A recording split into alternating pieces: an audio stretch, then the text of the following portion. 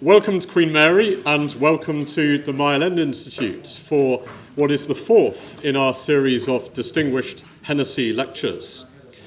My name is Robert Saunders. I'm the Deputy Director of the Mile End Institute and I'm in charge of our events programme. So whether this is the first time that you're joining us or whether you're a regular here at the Mile End Institute, it is very good to have you. The Hennessy Lectures are really the core of our programme. We relaunched them in 2023 in honour of our patron, Peter Hennessy, Lord Hennessy of Nymphsfield. And Peter is one of those very rare individuals to have had not one, not two, but three distinguished careers. So he was one of Britain's leading political journalists, writing for many years for The Times, The Economist, and The Financial Times. He then moved into academia, and he was the Attlee Professor of Contemporary History here at Queen Mary. And he also founded the Institute of Contemporary British History. And then since 2010, he has been a crossbench peer in the House of Lords, where he is very much the keeper of the British Constitution. And what unites these three roles is, I think, essentially, firstly, a belief in the importance of contemporary history, secondly, a restless intellectual curiosity, and thirdly, a belief in the value of good conversation on difficult subjects. So those are the three principles that we've tried to organise the Hennessy Lectures around. So our first speaker was the historian Simon Sharma, and he came and spoke to us about the history of anti-Semitism and its changing character across time. He was then followed by Satnam Sanghera, who talked about the legacies of empire and where we might find them in the world today. And then most recently, we heard from Baroness Saida Vasi, who talked about Islam in modern Britain. So we take big, substantial issues, and we invite speakers who can inform us, stimulate us, and perhaps challenge our thinking. And I think both those things apply to both our speaker and our subject this evening. It is an enormous privilege to be able to welcome Professor Sir Lawrence Freedman to Queen Mary this evening. Sir Lawrence is Emeritus Professor of War Studies at King's College London, and he's one of this country's most distinguished scholars of strategic studies, military history, and war. Among other things, he wrote the official history of the Falklands War. He served on the Iraq Inquiry, and he's the author of numerous important books and articles, including The Future of War, Strategy, a History, Nuclear Deterrence, and most pertinently for tonight's subject, Ukraine and the Art of Strategy. And he published the last of those books in 2019, which is a reminder that the war in Ukraine long predates the full-scale invasion of 2022. And he now writes a popular substack with his son Sam Freedman. We're delighted that Sam can join us this evening. That's called Comment is Freed, and I strongly recommend that to everybody here. Lawrence will be speaking to us this evening on the title, As Long as It Takes. What does it mean to commit to Ukraine's security? So would you please join me in welcoming Sir Lawrence Freedman as our 2025 Hennessy Lecturer. Thank you.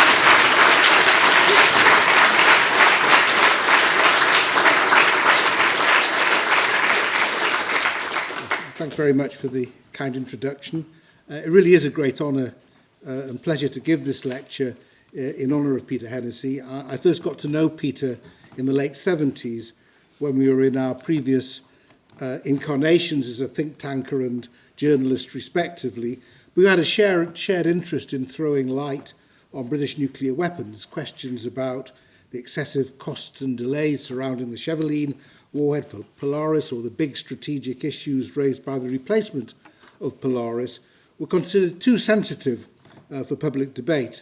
In our different ways, we were keen to get these matters known about and discussed.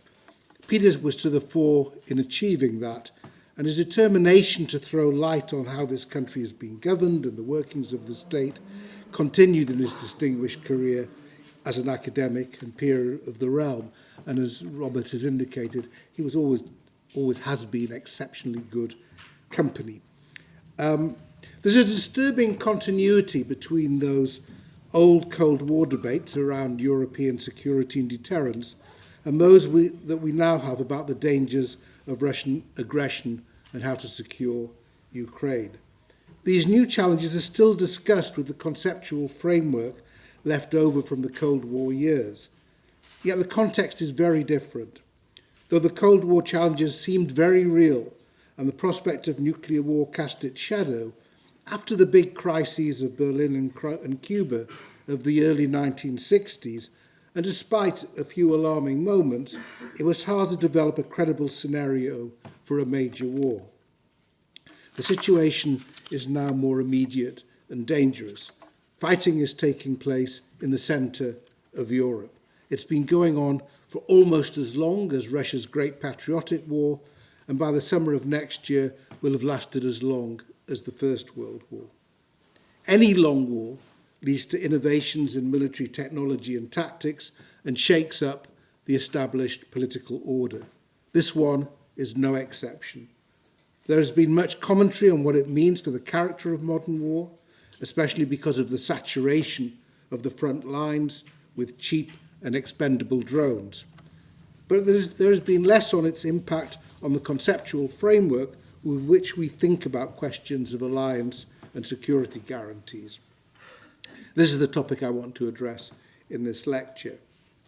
In 2008, the door was opened to eventual membership for Ukraine, but without any mechanism for allowing it to walk through the door.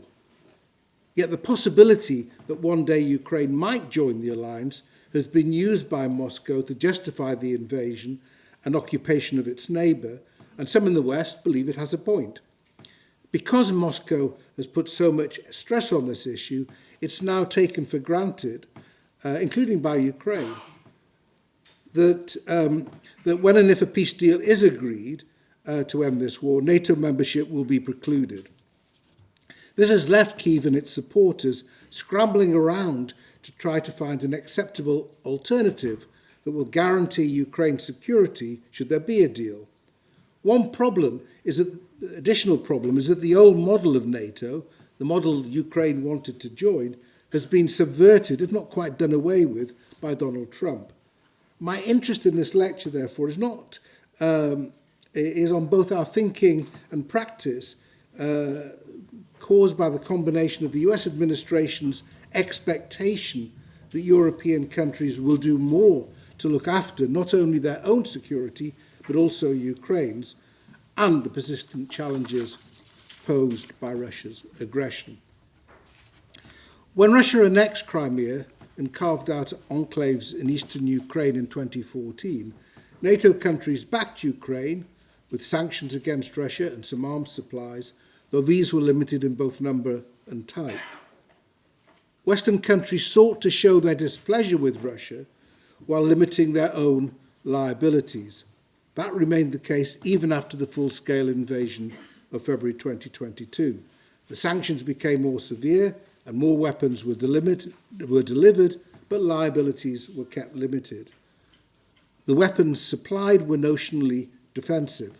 Putin made sure, when he announced the special military operation, that any direct engagement by NATO troops would involve the highest risks. Quote, no matter who tries to stand in our way, or all the more so create threats for our country and our people, they must know that Russia will respond immediately, and the consequences will be such as you have never seen in your entire history. Close quote. The influence of this warning was felt early in the war. Ukraine asked for a no-fly zone to protect civilians as Russia began to strike its cities. The proposal was dismissed quickly. The prospect of dogfights between NATO and Russian aircraft led to a collective shudder in NATO capitals. The message from Russia was clear and well understood. Defeating Russian aggression might be a vital interest of NATO countries, but they would not be backing Ukraine with their own armed forces. It took a long time before they were prepared to transfer weapon systems suitable for land offensives, then more time for rockets and missiles able to reach behind the enemy front lines, and even longer to add the permissions that allowed them to actually be used against Russian territory. With every incremental step, the Russians repeated their warnings about dire consequences, but as each threshold was passed, they discovered that short of going to war against NATO, there was little they could do.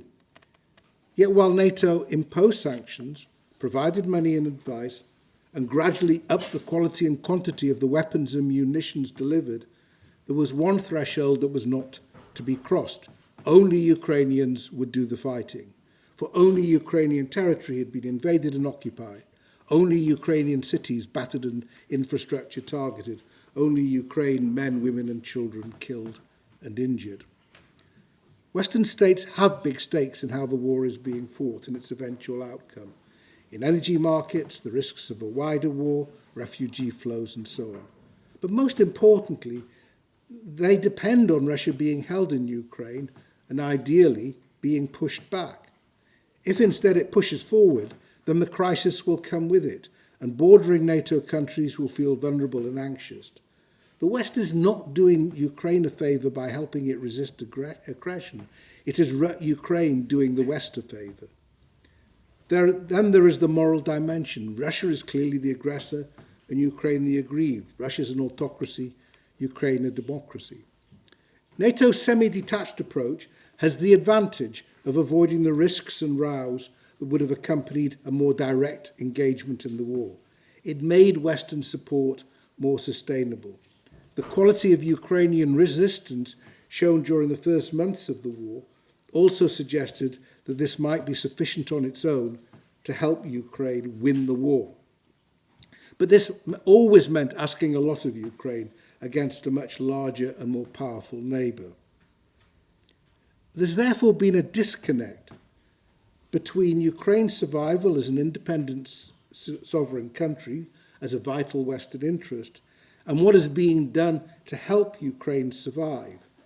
We might even do less if the desire for a quieter life and some semblance of normal relations with Russia leads to reduced support and, at worst, Ukraine being effectively abandoned. This clearly has been the Russian hope.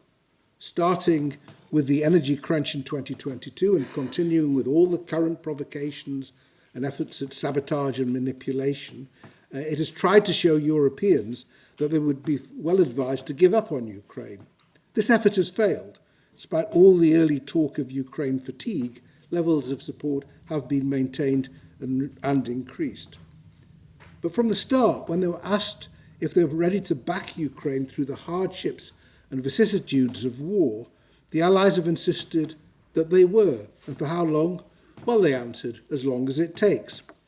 In May 2022, when European Council President then, Charles Michel, visited Odessa, he spoke of how Ukraine was not alone, adding, "We stand with you. We will not let you down. We will be with you as long as it takes." The same phrase was used regularly by Joe Biden.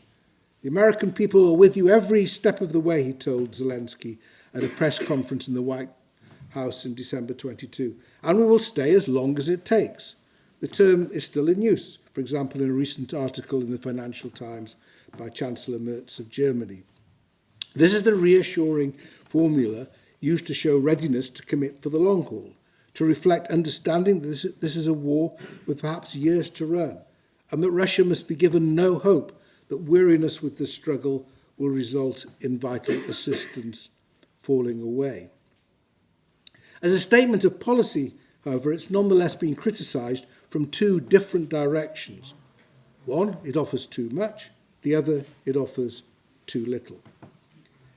Those who believe it offers too much may take this position because they're sympathetic to Russia and want it to win, or because they consider Ukraine to be undeserving, say because of corruption, or because they think realistically that Russia is bound to win in the end, and so Ukraine is just a poor investment. Others who do not want to abandon Ukraine still worry about giving Kyiv a blank cheque and warn about excessive Ukrainian ambitions. Western support, they insist, cannot come with unlimited risks and unlimited resources. Ukraine must adjust its expectations and its methods to fit in with what its allies are prepared to do. In practice, though never stated quite so starkly, this was the position of the Biden administration. In the most definitive statement of US policy in May 22, Biden explained why a democratic, independent, sovereign and prosperous Ukraine was a vital interest and promised that the US will stay the course. But he also explained that he did not seek a war with Russia nor Putin's ouster. Quotes, "So long as the United States or our allies are not attacked, we will not be directly engaged in this conflict, either by sending American troops to fight in Ukraine or by attacking Russian forces. We are not encouraging or enabling Ukraine to strike beyond its borders. We do not want to prolong the war just to inflict pain on Russia." Hence the restraints put on Ukraine in its targeting of Russia. This fretting about whether the US would suffer the cost for Ukrainian audacity could be seen in the early stages of the current campaign against Russian oil infrastructure, though this is now one of the most effective elements in Ukrainian strategy. This leads on to the criticism of the "as long as it takes" formula from the other direction. It lacks ambition. We should not be satisfied just with keeping Ukraine in the fight or preparing for a long haul. The aim must be the defeat of Russia. The stakes are too high to settle for a second best outcome. For as long as it takes, fine, but what is it? That question became more difficult to answer once doubts developed about the ability of Ukraine to defeat Russia. From the limited support crowd, that showed the dangers of backing objectives beyond Ukraine's reach. For the unlimited support crowd, this was the inevitable result of the West being so shamefully hesitant and reticent. Ukraine, it was argued, would be a lot closer to victory now if only the Allies had got their act together earlier and had boosted production of essential equipment and munitions when the need first arose. From this perspective, Ukraine should have been allowed the weapons and permissions needed to take the war to Russia. This critique has force, real force, although we should also recognise that it took time for the Ukrainians to adapt to the demands of an intensive war, and they were hampered by their own capacity constraints, especially with manpower and training. As a formula, as long as it takes, lacks urgency. It's an option for the Allies precisely because they're not doing the fighting. It is also what makes this situation different from the other long wars in which Western elites struggled to justify the fighting as their populations eventually wearied, notably Vietnam and Afghanistan. These were their fights because their people were dying, but without evident purpose. And this helps explain the lack of urgency. The commitment to Ukraine is significant, but also quite manageable when spread across so many countries. The question I want to turn to is whether that commitment can last after the fighting has stopped. It's there until a ceasefire, but then what? Ukraine asks, what are its supporters prepared to do to prevent another round of war? How best can Moscow be deterred from coming back for more, to finish the job it started but failed to complete? The answer is that if there is a next time, Ukraine will not be fighting alone. Other countries may be fighting side by side with Ukraine. That's where security guarantees might come in. This takes us to the question of Ukraine's membership of NATO. Ukraine's view is that it would not have been invaded if it had been a member of NATO and will not be invaded in the future if it is allowed to become a member now. When Moscow objects to this, is it because it wants Ukraine to stay vulnerable? It argues, however, and some in the West are sympathetic to this view, that Ukraine joining NATO would be an offensive move designed to undermine Russia's security. This is an example of what is known in international relations theory as the security dilemma. Measures taken by one side for defensive purposes appear as offensive in intent to the other side, and so they respond, leading to an arms race, or even worse. The role of NATO enlargement in Russia's decision-making has been endlessly debated as an example of the security dilemma in action, and I don't want to dwell on it for too long here. NATO was aware from the start that additional members might alarm Moscow. The process therefore began with the Partnership for Peace, a much looser arrangement which could accommodate a variety of forms of security cooperation with post-communist states. But this is not what the former members of the Soviet bloc wanted. They wanted to join NATO. This was in part just to get closer to the West. Because of the lengthy time horizon for joining the EU, membership of NATO was an attractive, quicker option. But more importantly, these countries wanted it for their security. They had their memories of betrayal. Munich in 1938, when they were abandoned to the Nazis, and Yalta in February 1945, when they were consigned to the Soviet sphere.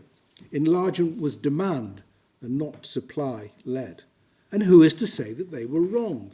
The post-1991 members of NATO do not show any sign of buyer's remorse, wishing they had stayed out.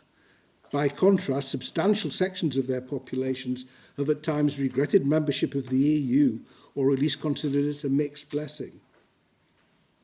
While non-NATO countries have been invaded by Russia, NATO countries have not. Take the example of Estonia, a country with many Russian speakers in its population, which joined NATO in 2004.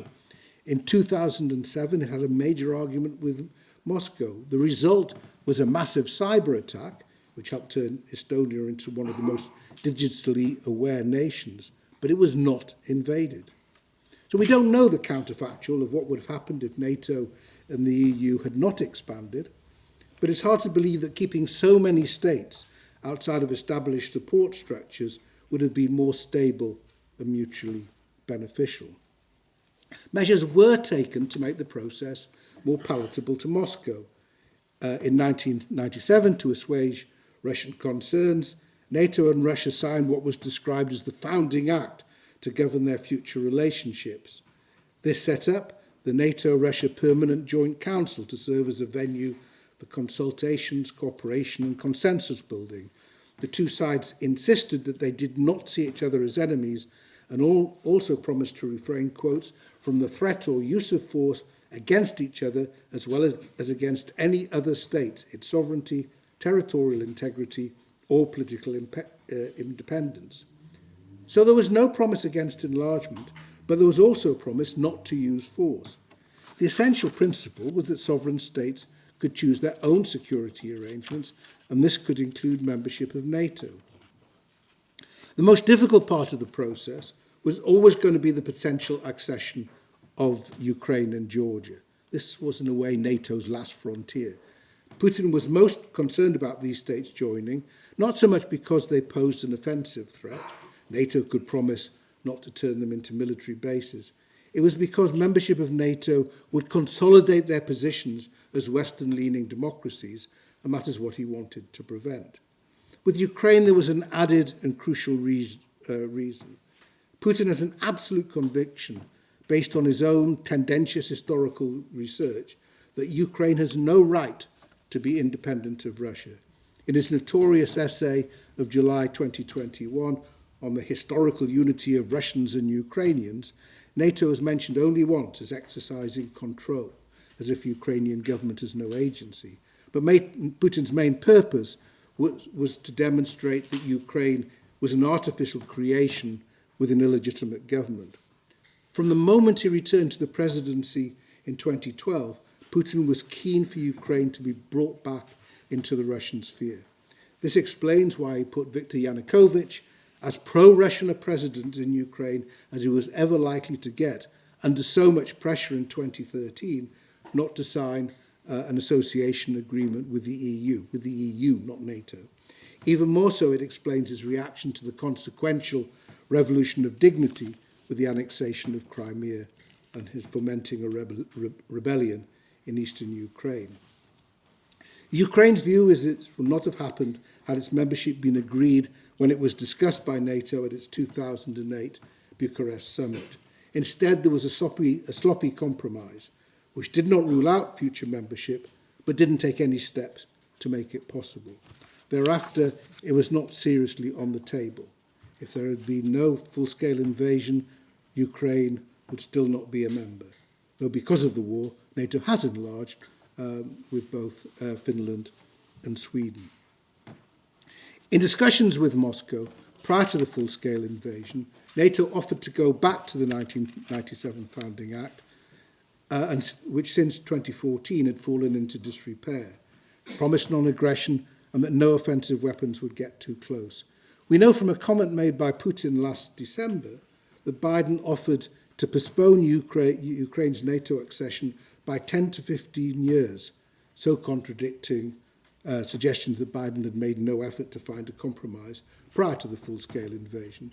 For Putin, such a delay, he explained, would only be a fleeting moment in history. And Putin then asked, how then does the incoming administration differ from the outgoing one? NATO must be ruled out permanently. It's now assumed that the first item on any negotiating agenda will be to prohibit Ukraine from joining NATO. This was accepted by Trump and in practice by Ukraine. And this is what's led to the search for alternatives, forms of security guarantee that will compensate for being denied NATO's precious Article 5.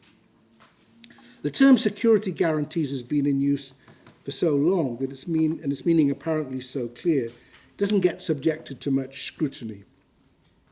The basic idea, central to the concept of alliance, is that if attacked, others will immediately come to assist. But nothing is truly guaranteed in international affairs. As with all guarantees, there's always small print that allows the guarantor some room for manoeuvre. It's one thing to rush to support a country that's been the victim of naked aggression, but quite another to back one that has been acting irresponsibly or is in so much difficulty that no rescue is possible. This is what NATO's Article 5 says. The parties agree that an armed attack against one or more of them in Europe or North America shall be considered an attack against them all. Should such an attack occur, each party agrees to assist those attacked, quote, by taking forthwith, individually and in concert with the other parties, such action as it deems necessary, including the use of armed force, to restore and maintain the security of the North Atlantic area. So there's no automaticity. The get-out clause is that an ally will act as it deems necessary, and it may deem it necessary to do nothing at all. The unavoidable doubt surrounding whether Article 5 would be honoured in practice is not helped by the requirement that it must cover the most extreme contingency, which is nuclear war. Yet it's held.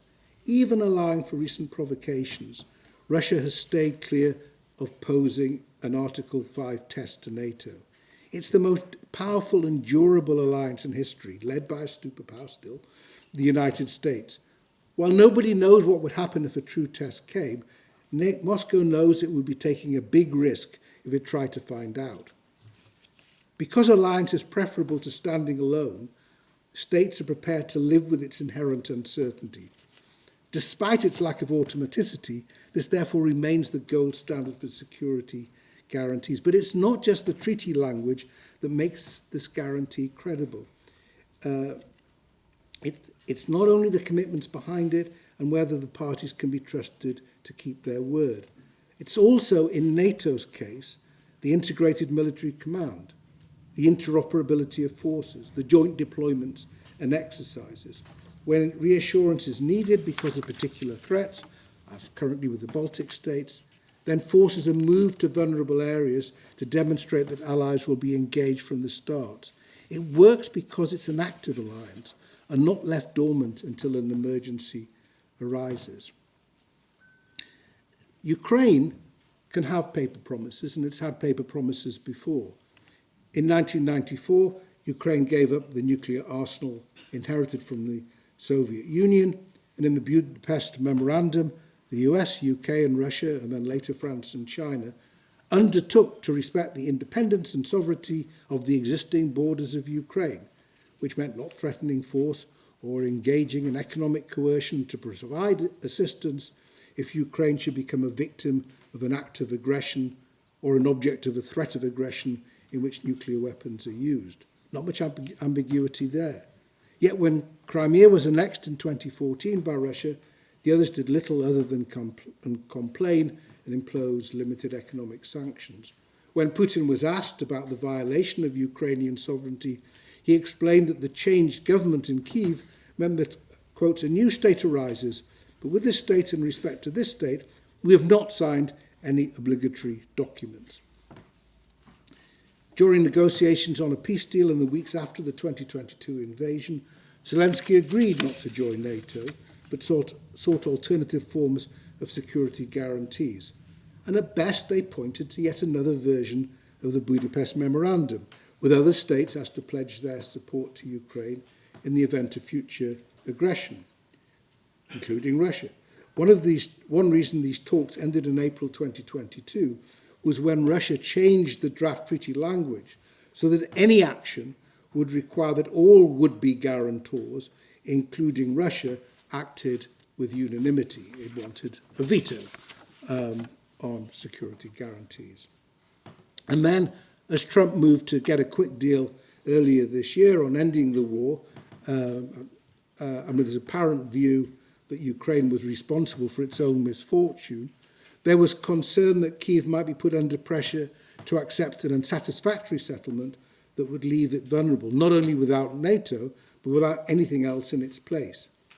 Trump was persuaded that some arrangement was necessary, though not that the US would need to be part of it.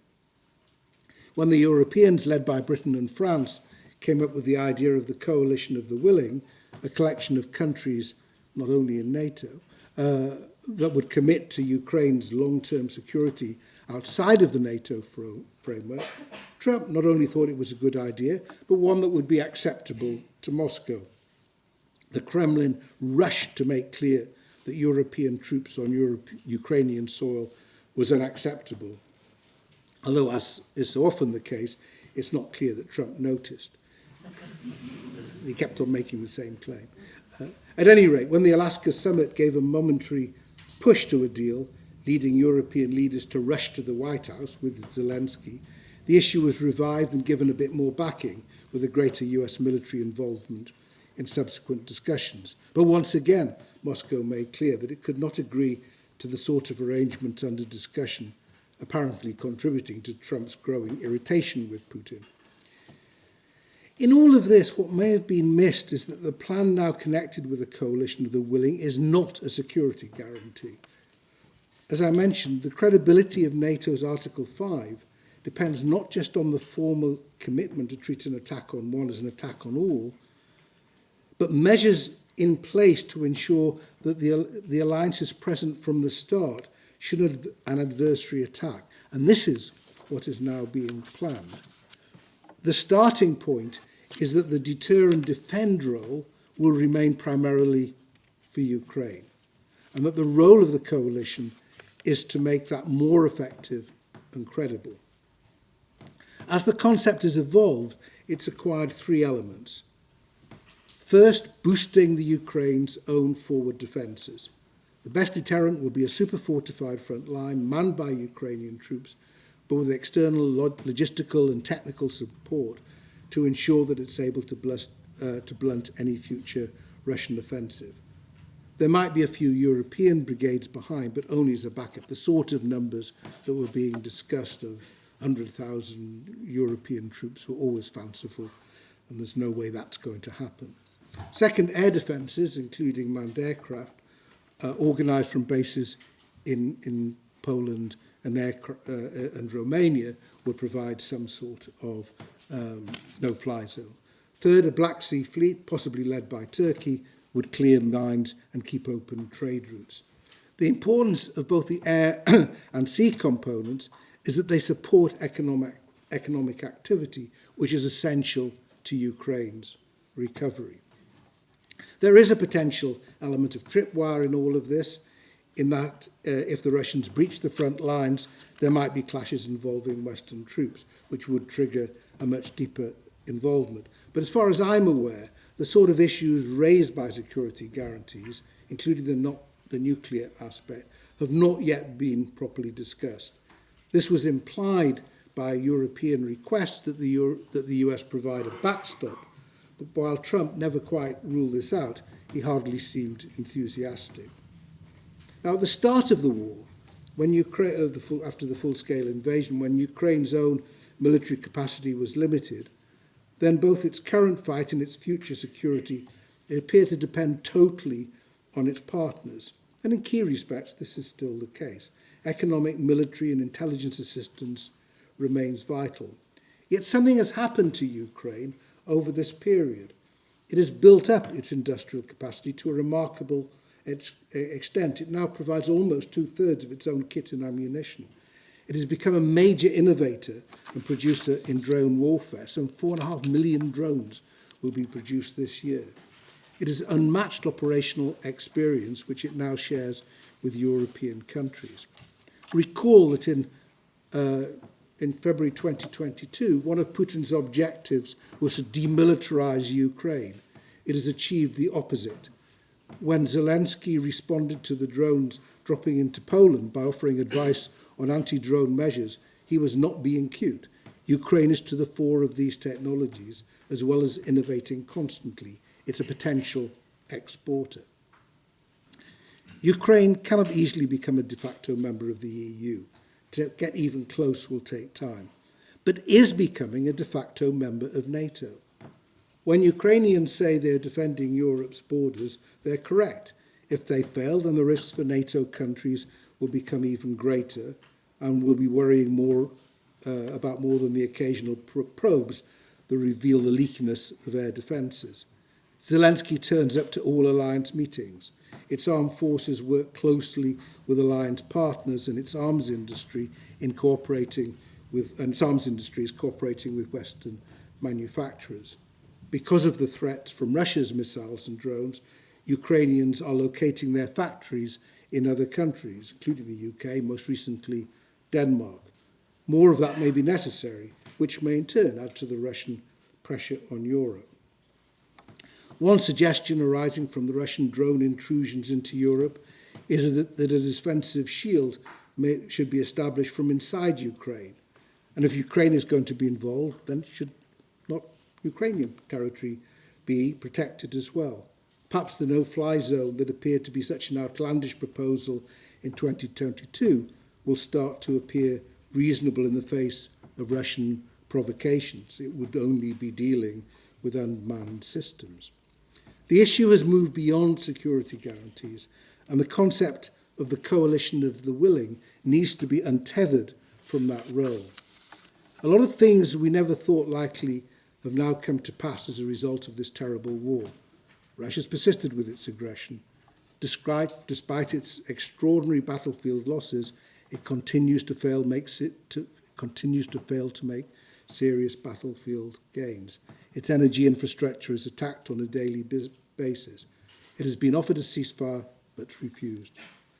NATO countries will not be rushing to declare war on Russia on Ukraine's behalf, nor will Ukraine join NATO as a full member. But the new security situation has developed through incremental steps, each one large enough to make a difference, but not so large to trigger a major war.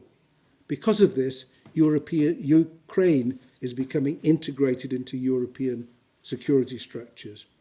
It may not be a member of NATO, but it is becoming part of the coalition of the willing. Thank you.